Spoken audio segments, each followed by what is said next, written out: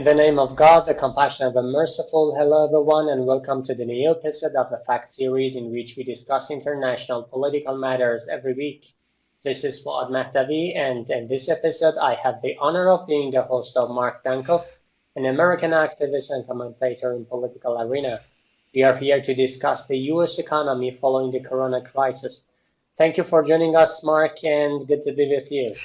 Good to be here also. I always enjoy being on press television and working with Tasneem and Fars news agencies, certainly. And it's just a great privilege to once again join the people of Iran to talk about what's happening here and around the world.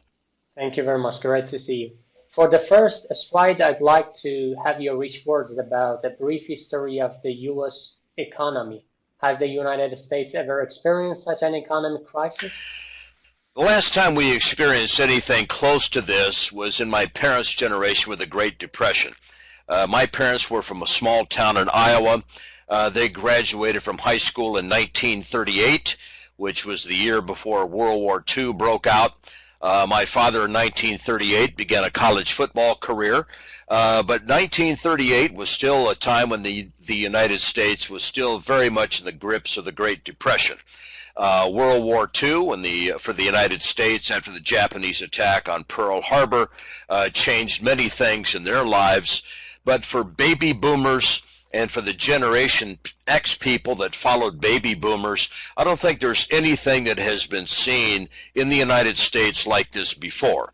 And I think we're just seeing the beginning of the economic difficulties being caused by this COVID-19 virus. By the way, I believe that this COVID-19 virus is real, but may have some very, very sinister explanations for having come into existence and for having threatened everyone in the world now, including your fine people in Iran. But in terms of the American economy, I think Mike Whitney of the UNS Review probably has the best take of this on this of anybody. Mike has some excellent figures which underscore the fact that the United States government, which is already some $23 trillion in debt, is likely to add $10 trillion at a minimum to that national debt in trying to deal with this COVID-19 situation. This is at the same time that the United States continues to spend obscene amounts of money, illegitimate amounts of money on the American military and the national security state and the American domestic police state, at the same time that these American neocons and Zionists continue using the American military to monkey around with Syria, to monkey around with Libya, to monkey around with Iraq and Afghanistan, and to monkey around with the Ukrainians and with the Russians, and now to be overtly threatening Iran with a war, which is something that I have feared for years, that is absolutely crazy and without justification. So when we look at this entire situation, I think Paul Craig Roberts is correct. The United States empire is going with the way of the ancient Roman Empire. It's going the way of the older British Empire. It's going the way of the former Soviet Union, in that it is running out of both men and money. It's having all kinds of domestic economic problems being exacerbated now by this COVID-19 virus, the shutdown of the American economy, an incredibly exponentially increasing national debt, at the same time that the 50 states are also broke and relying upon the federal government to bail them out, which the feds are doing, certainly, or just beginning to do. But where's the money coming from?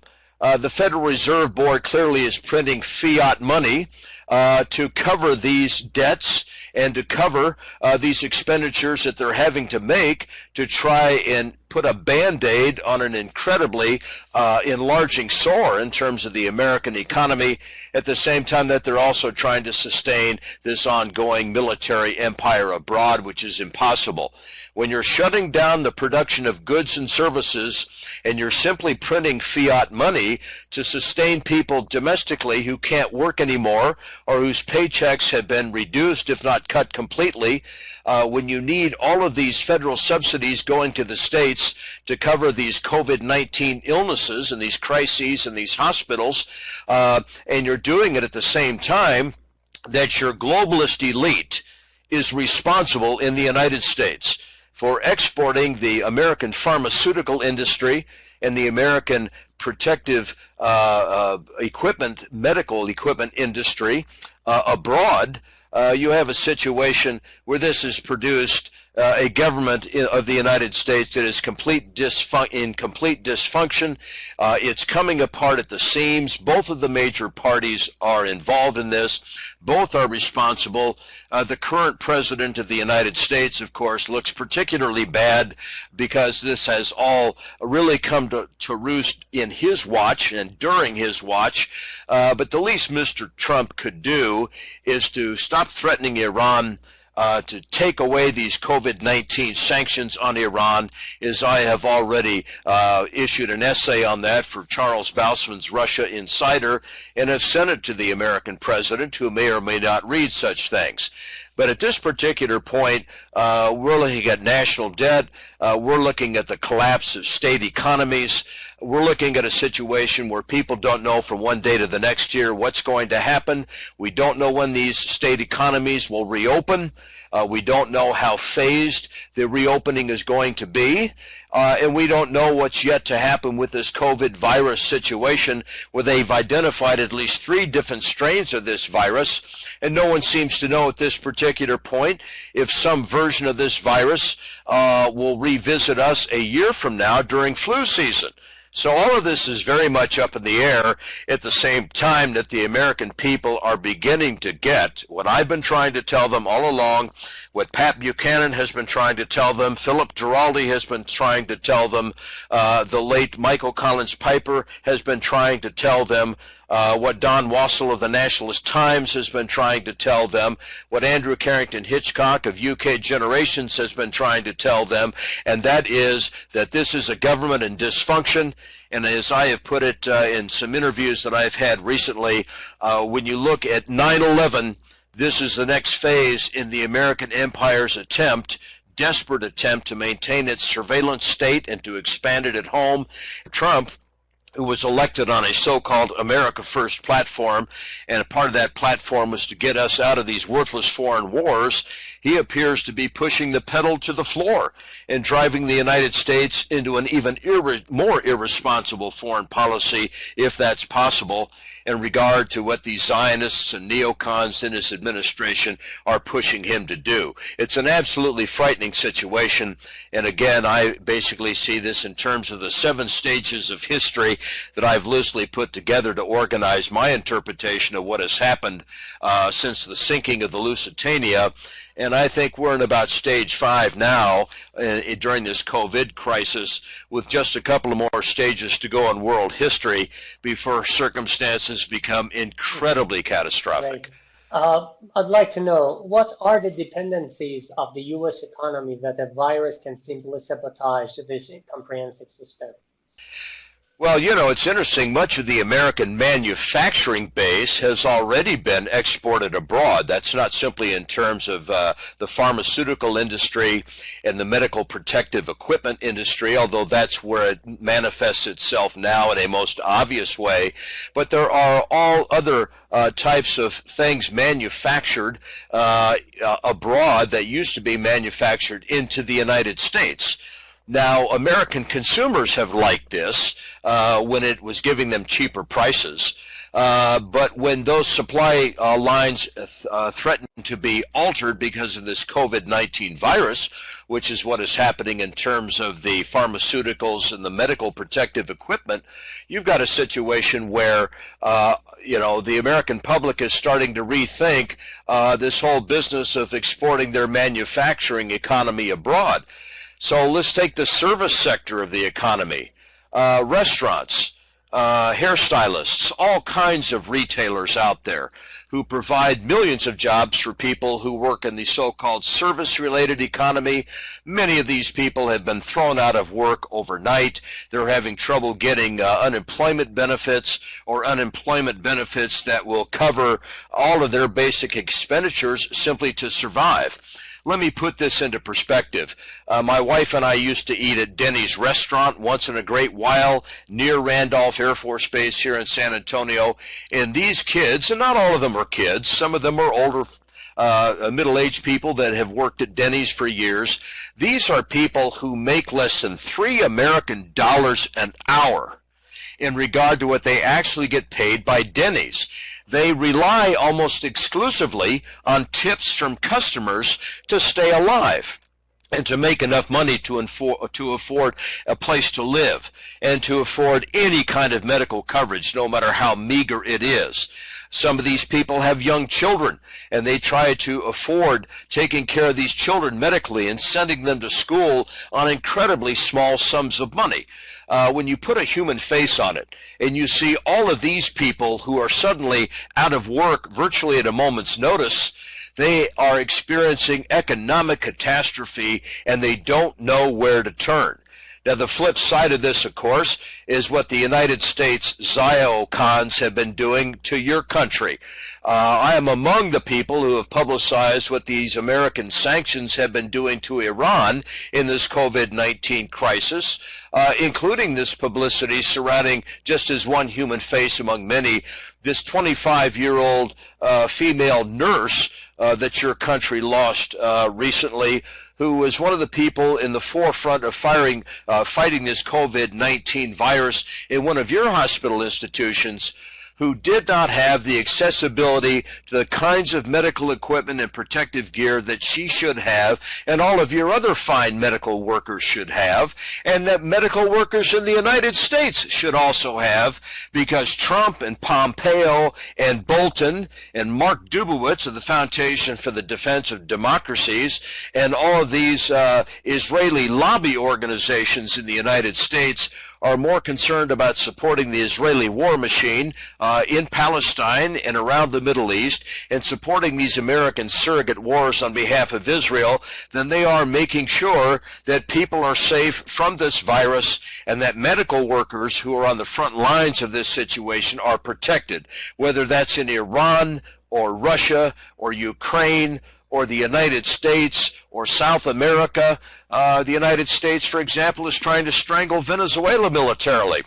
It recently stole some $347 million out of the Venezuelan central banking account in New York, and as I understand it from what Sputnik publicized, has illegally transferred all that money to the account of one Juan Guaido, who claims to be the legitimate president of Venezuela. And the only legitimate claim he has on being the president of Venezuela is that the American CIA and the Agency for International Development and all of the other usual players involved in regime change around the world wanted to install Guaido as the president of Venezuela because they simply wanted to change the regime and to get rid of the current president of that country, who is the legitimate president of Venezuela, whether the American government likes it or not. This is just an example of how out of touch this American government is with any degree of morality or legality, whether it's taking care of its own people in a medical crisis the likes of which has not been seen certainly in my lifetime, and I'm approaching the age of 65. I will be 65 this July, but I'm still very active and so forth. But I haven't seen anything quite like this, and neither have all of the Americans born as baby boomers, which I am, or born as Generation X people. Now, in this particular situation, obviously, the United States government needs to stop monkeying around in other countries' business and needs to have a legitimate relationship with every country in the world, including Iran and Venezuela, where that's possible, and it's extremely possible. If we stop doing what the Ziocons tell us to do, it's an entirely workable proposition. And at the same time, as one who was on the real American right, not this neoconservative right, but the real American right, I don't want Israel running the foreign policy of this country. I don't want the Federal Reserve Board continuing to print fiat money to fund a national debt that is out of control. I want monetary policy returned to the Congress of the United States. I want fractional reserve banking ended in this country. You're not hearing about any of that in terms of mainstream media. And I certainly want these American arms manufacturers and the Netanyahu regime and all of these people involved in the American surveillance state to be cut down to size, and for the American people to reclaim their government policies in Gaza, continue stealing the rest of Jerusalem, continue co-opting the rest of the so-called occupied West Bank and egging the American Zionists and neocons that currently run our foreign policy into starting a war with Iran? This is completely crazy. And so I, on the real American right, have been working with my best colleagues in the American center and on the American left who see things my way on these issues, and many of them do, to start working together to get our own government under control. These people are absolutely out of control, and until these crazy policies are stopped, especially the direction that's been going on since 9/11, we are being threatened in terms of our own survivability as a nation. Now, I want the American empire to go out of existence. I've never hedged on that. I want the old American republic to come back and to regain its Constitution and its Bill of Rights, and to have a foreign policy that emphasizes friendship with all where that's possible. And I want the American Zio Empire to die as a prelude to getting my own country back, and as a prelude to my country helping countries like Iran and not starting these worthless wars for the central bankers that run the Fed and for the Netanyahu regime in Israel. Well, you're asking the $64,000 question. It's the same question Pat Buchanan's been asking. It's the same question that I've been reading about with other sources that I trust. How long does a government print fiat money, spend money it doesn't have, accrue at some point up to $10 trillion in additional national debt, at the same time that the downside of the economy, as long as this shutdown continues because of COVID-19, you're seeing that goods are not being produced, services are not being rendered, more and more people are out of work, more and more people are losing their ability to pay for essentials, more and more people are wondering how they can protect their families and themselves with any kind of medical help or medical coverage. This is an unsustainable situation. And already you're seeing this, the strains of this with protests going on in Austin, Texas recently. That was covered in press television. You're seeing a lot of protests going on in Michigan in regard to these policies. Other places around the world where more and more people are saying, hey, we've had enough of this. Yes, we want some prudent measures to protect our most vulnerable people from the virus, but we have to get back to work. We have to start producing goods and services again. We have to bring back these fundamental industries that we have discovered just now, have been exported to China and other places. Bring these industries home, employ Americans in these jobs, and get out of other countries' business. Stop spending these insane amounts of money on the military, and stop trying to start these discretionary wars that the Federal Reserve Board and the Israeli government seem to be interested in starting. But you're asking the $64,000 question. America moved from being a producing nation to being a consuming nation a long time ago. America moved a long time ago from being a great creditor nation to being the world's leading debtor. The only way that this government has gotten away with this up to this point is because of fractional reserve banking and because of the Federal Reserve and the fact that the American dollar continues to be the reserve currency of the world. But I think Mike Whitney is correct. At some point, that's going to cease. And when it does, the entire house of cards is going to collapse. Now, some of that is good news. I think that's good news. Hopefully that will get the United States out of these insane wars that Mr. Trump has shown no desire to get us out of, although he promised he would. And when we stop attacking and killing other people that we should not be at war with, and stop strangling them with economic sanctions, that's all good. By the same token, there's going to be an unprecedented amount of political instability and violence, I believe, that's developing in this country, the likes of which we have not seen in a long time. I remember the anti-Vietnam War protests in 1968. the violence on the street after the assassinations of Martin Luther King and RFK, that will be nothing compared to what I think is going to happen in this situation, because an entire economy, an entire people is being threatened by these things in ways that they're beginning to understand. And the level of unrest, if the American dollar loses its status as reserve currency of the world due to a reevaluation of U.S. Treasury bonds via these bond rating services, that's going to be the point to where this whole thing is going to come to a head. And there are a lot of us in the United States who are law-abiding people. We own firearms. We are lawful people. We don't want violence. But you're talking about a situation where, when you look at the number of guns that exist in the United States, the amount of food hoarding that has taken place during these shortages, the amount of regulation that has had to take place to govern how people shop in grocery stores and go to the doctor and everything else in order to keep mobs from developing, that's all well and good, but at some point people's frustration with these don't do this and don't do that regulations is going to reach the breaking point. And when we discover how far gone our manufacturing sector is, and the fact that we can't jumpstart these service economy jobs overnight once we try to reopen the economy in a graduated phase, and once we discover that the rest of the world has figured out that the American dollar as the reserve currency of the world is worth no more than the British pound was as a predecessor, and is not worth the toilet paper that we can't seem to find in any of our supermarkets right now. Guess what? That's when things are really going to come to a complete head. And you're going to see political instability and riots and violence in this country. I don't want to see that, obviously. I'm not advocating that. But clearly it's going to happen unless there is a major turnaround.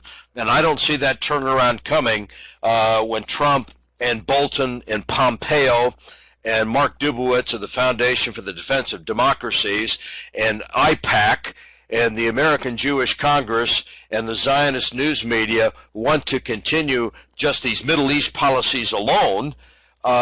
This is wearing increasingly thin, with a much greater percentage of the American public beyond the ones that have been listening to me for years. And when that happens, these people better get ready, because the American public, when it recognizes how bamboozled it's been, there's going to be, again, a level of instability in the United States that I think will prove to be pre-revolutionary. The only question is, when this all begins, who will take over the reins of government in this country and reestablish an economy and build us from the ground up again? I have no idea, and that's the frightening thing about this. Weimar Republic, of course, in Germany was followed by Adolf Hitler. I don't think any of us in the United States would choose that as a model, but the point is, we really don't know what will succeed this dreadful Zio Empire government that has been running us into the ground. It needs to die for everyone's sake. It's not going to be a peaceful ending, I don't believe, and that's all very sad. But how we build up as a nation again after all of this is over, and apologize to the rest of the world for all of the murder and violence that we've exported to them, I don't really know. There's a real tension going on here. Yes, there's a real tension going on here, obviously, between trying to protect public health and having an increasing number of people in the American public believing that you're just establishing more of the 9/11 police state. Something has to give at some point. And my prediction is this whole thing is going to come to a head when the American people find out the true source of this COVID-19 virus. I think it's a bioweapons situation. Yes, it involves the Chinese, but not just the Chinese. It involves a bioweapons lab in Winnipeg, Canada. It involves the American CIA, and it involves the American Agency for International Development. It involves the Rockefeller Foundation. It involves Dr. Charles Lieber, who is the head of Harvard's chemical and biochemical department, who has major ties to the government of Israel, by the way, and the Israeli Nanosys Corporation, who has just been arrested by the FBI in recent times for doing business with Chinese smugglers, allegedly, from this Wuhan Institute of Virology, who were smuggling out of this Canadian bioweapons lab in Winnipeg with the full connivance of Dr. Lieber and his assistants. Dr. Lieber, in turn, has major American intelligence connections and major Israeli intelligence connections. He is also connected with the Hebrew Institute of Jerusalem. When the American public finds this out and finds out that there's a lot more involved in this than what the neocons are telling them, where it's all China's fault, then you're really going to see something hit the fan with incredible force. It's going to happen. It's just a question of when. Okay. I asked, many want to know what has happened to the U.S. oil industry. Could you please open it up for us? Well, you've opened up Pandora's box there, haven't you? Because we've never seen anything like this in my lifetime, where shares of West Texas crude actually were trading at less than zero. How that works economically, I don't know. It's certainly great at the gas pump in terms of American gasoline prices, which continue to fall for consumers. But obviously, when you start looking at the oil industry, it seems that the American dollar and the status of the American dollar as the reserve currency of the world has been, since 1971, not tied to gold.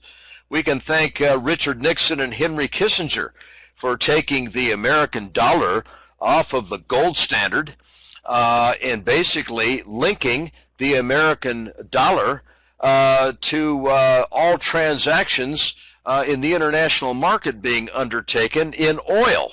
And so there was an agreement between the United States and principally the Saudis, but also the other oil-producing countries of OPEC, that there would be a situation where all transactions in oil buying and selling would be undertaken with the American dollar.